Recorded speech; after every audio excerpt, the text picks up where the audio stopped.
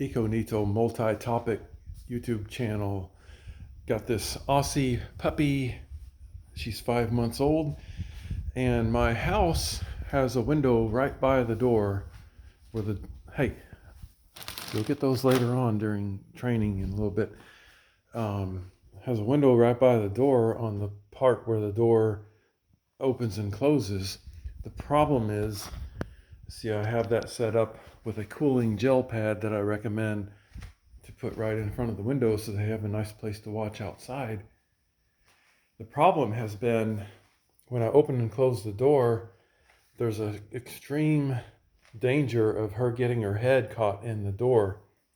It reminds me when I was a child, I accidentally slammed the family's Siamese cat head in the car door, 1974 Buick LeSabre, an extremely oversized, heavy car door. And so that was a fatal blow to that cat. And so now I'm hoping to do a good deed with this video to help prevent such injuries.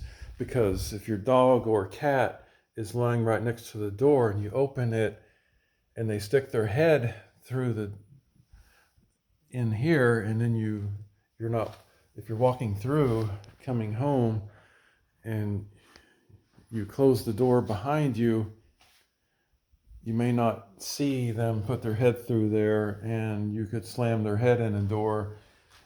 That'll either be fatal, or more likely they will be suffering extreme pain and you'll have to take them to the emergency vet center, or you'll have to kill them right on the site with a gun, knife, or whatever. It's horrible. In my case, as a child, my dad had to take the cat in the backyard and shoot it with a gun because it was in such agony from having its head slammed in the car door. So I don't want that to happen to your pet or even possibly a human child. So what I did is I took the dog door cover that I don't need, that was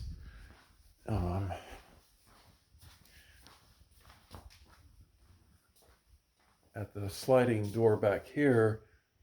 I don't really need that cover because I have this shade I can open and close. And I took a small drill bit and I drilled a small hole on top and bottom. And most windows that are next to a door will be beveled like this, so you have a good place to enter with a screw.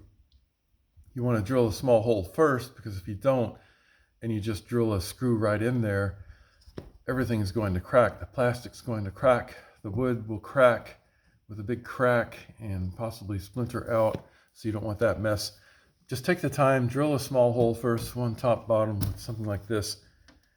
So a pet door is really great because it's very strong, and if it gets bumped, it isn't going to break as easy as something else. But if you don't have a pet door, just find something similar. I like the pet door because it's already white and it matches everything there. So I hope this is really helpful. So you want, a good place for your pet to be able to see what's going on outside that improves their quality of life. But you don't want the danger of not having a shield to protect them